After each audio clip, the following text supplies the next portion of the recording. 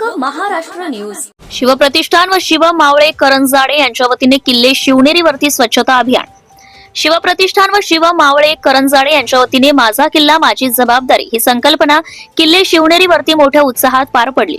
शिवप्रतिष्ठानच्या वतीने सर्व शिवभक्तांना शिवप्रतिष्ठानचे अध्यक्ष सत्यजित पाटील यांच्या वतीने असे आवाहन करण्यात आले की किल्ले हे बघण्यासाठी येऊ नका किंवा किल्ल्यांवरती एक पर्यटन स्थळ म्हणून न पाहता तिथे येणाऱ्या सर्व शिवभक्तांनी आपले गड किल्ले कसे स्वच्छ राहतील याकडे विशेष लक्ष दिले पाहिजे असे आवाहन केले आहे. शिवप्रतिष्ठान व शिव मावळ्यांनी जी स्वच्छता अभियान राबवली आहे त्या उपक्रमाचं सर्वच स्तरातून कौतुक होते. अशा प्रकारचे अभियान सर्व संस्थांनी राबवले पाहिजे तरच गडकिल्ले स्वच्छ होतील असा विचार विविध सामाजिक संस्था संघटनांनी व्यक्त केला.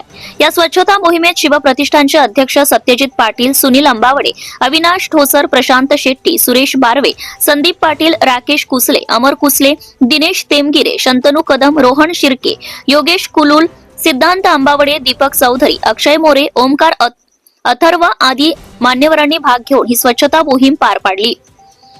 उरण प्रतिनिधी Vitthal ममताबादे, Uran. Subscribe now and press the bell icon. Never miss an update.